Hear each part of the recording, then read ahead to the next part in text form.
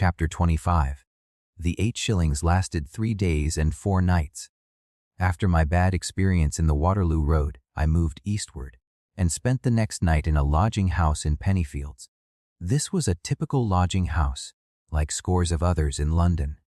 It had accommodation for between 50 and 100 men and was managed by a deputy for the owner. That is, for these lodging houses are profitable concerns and are owned by rich men. We slept 15 or 20 in a dormitory. The beds were again cold and hard, but the sheets were not more than a week from the wash, which was an improvement. The charge was 9p or a shilling s in the shilling dormitory. The beds were 6 feet apart instead of 4, and the terms were cashed down by 7 in the evening, or out you went. It is a curious but well-known fact that bugs are much commoner in South than North London. For some reason they have not yet crossed the river in any great numbers. Downstairs there was a kitchen common to all lodgers, with free firing and a supply of cooking pots, tea, basins, and toasting forks. There were 2 great clinker fires, which were kept burning day and night the year through. The work of tending the fires, sweeping the kitchen, and making the beds was done by the lodgers in rotation. One senior lodger, a fine Norman-looking stevedore named Steve, was known as head of the house, and was arbiter of disputes and unpaid chucker out. I liked the kitchen. It was a low, sealed cellar deep underground, very hot and drowsy with coke fumes, and lighted only by the fires, which cast black velvet shadows in the comers. Ragged washing hung on strings from the ceiling. Red-lit men, stevedores mostly, moved about the fires with cooking pots. Some of them were quite naked, for they had been laundering and were waiting for their clothes to dry. At night there were games of nap and draughts, and songs. "I'm a Chap What's Done Wrong by My Parents" was a favorite, and so was another popular song about a shipwreck. Sometimes late at night men would come in with a pail of winkles they had bought cheap, and share them out. There was a general sharing of food, and it was taken for granted to feed men who were out of work. A little pale, wizened creature, obviously dying, referred to as poor Brown, been under the doctor and cut open 3 times, was regularly fed by the others. 2 or 3 of the lodgers were old age pensioners. Till meeting them, I had never realized that there are people in England who live on nothing but the old age pension, often shillings a week. None of these old men had any other resource whatever. One of them was talkative, and I asked him how he managed to exist. He said, "Well, there's 9p a night for your kip, that's 5 and 3p a week. Then there's 3p on Saturday for a shave, that's 5 and 6. Then say you as a haircut once a month for 6p, that's another 3p a week. So you as about 4 and 4p for food and bacca." He could imagine no other expenses. His food was bread and margarine and tea. Towards the end of the week, dry bread and tea without milk, and perhaps he got his clothes from charity. He seemed contented, valuing his bed and fire more than food. But with an income of 10 shillings a week, to spend money on a shave, it is awe-inspiring. All day I loafed in the streets, east as far as Wapping, west as far as Whitechapel. It was queer after Paris. Everything was so much cleaner and quieter and drearier.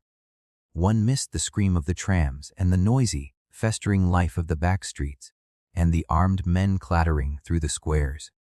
The crowds were better dressed, and the faces comelier and milder and more alike. Without that fierce individuality and malice of the French, there was less drunkenness, and less dirt, and less quarreling, and more idling. Knots of men stood at all the corners, slightly underfed, but kept going by the tea and 2 slices which the Londoner swallows every 2 hours. One seemed to breathe a less feverish air than in Paris. It was the land of the tea urn and the labor exchange. As Paris is the land of the bistro and the sweatshop, it was interesting to watch the crowds. The East London women are pretty. It is the mixture of blood, perhaps, and Limehouse was sprinkled with Orientals, Chinamen, Gittagonian Lascars, Dravidians selling silk scarves, even a few Sikhs, come goodness knows how. Here and there were street meetings. In Whitechapel somebody called the singing evangel undertook to save you from hell for the charge of sixpence. In the East India Dock Road, the Salvation Army were holding a service.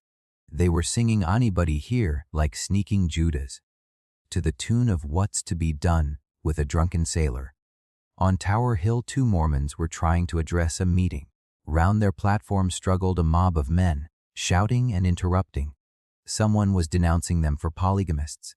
A lame, bearded man, evidently an atheist, had heard the word God and was heckling angrily. There was a confused uproar of voices. "My dear friends, if you would only let us finish what we were saying." "Two, that's right. Give 'em a say." "Don't get on the argue." No, you answer me. Can you show me God? You show me, then I'll believe in him. Oh, shut up. Don't keep interrupting of to interrupt yourself. Polygamists. Well, there's a lot to be said for polygamy.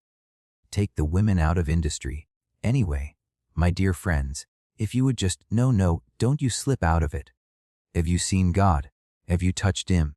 Have you shook hands with him? Oh, don't get on the argue. For Christ's sake, don't get on the argue, etc., etc. I listened for 20 minutes, anxious to learn something about Mormonism, but the meeting never got beyond shouts. It is the general fate of street meetings. In Middlesex Street, among the crowds at the market, a draggled, down, at-heel woman was hauling a brat of 5 by the arm. She brandished a tin trumpet in its face. The brat was squalling. "Enjoy yourself," yelled the mother. "What yer think I brought yer out 'ere for and bought why? A trumpet and all. Dia want to go across my knee. You little bastard, "You shall enjoy yourself." Some drops of spittle fell from the trumpet. The mother and the child disappeared, both bawling. It was all very queer after Paris. The last night that I was in the Pennyfields lodging house, there was a quarrel between two of the lodgers, a vile scene. One of the old age pensioners, a man of about 70, naked to the waist, he had been laundering, was violently abusing a short, thick-set stevedore, who stood with his back to the fire. I could see the old man's face in the light of the fire, and he was almost crying with grief and rage. Evidently something very serious had happened. The old age pensioner, you go. The stevedore. Shoot your mouth, you afore I said about your. The old age pensioner. Jest you try it on. You. I'm 30 year older than you. But it wouldn't take much to make me give you one as knock you into a bucketful of piss. The stevedore and then p'raps I wouldn't smash you up after. You Thus for 5 minutes. The lodgers sat round, unhappy, trying to disregard the quarrel. The stevedore looked sullen, but the old man was growing more and more furious. He kept making little rushes at the other, sticking out his face and screaming from a few inches distant, like a cat on a wall, and spitting. He was trying to nerve himself to strike a blow, and not quite succeeding. Finally, he burst out, "That's what you are, a two. Take that in your dirty gob, and suck it, you. By, I'll smash you afore I've done with you. That's what you are, a son of a whore. Lick that, you. That's what I think of you, you black bastard." Whereat he suddenly collapsed on a bench, took his face in his hands, and began crying. The other man, seeing that public feeling was against him, went out. Afterwards, I heard Steve explaining the cause of the quarrel. It appeared that it was all about a shilling's worth of food. In some way the old man had lost his store of bread and margarine, and so would have nothing to eat for the next 3 days, except what the others gave him in charity. The stevedore, who was in work and well fed, had taunted him, hence the quarrel.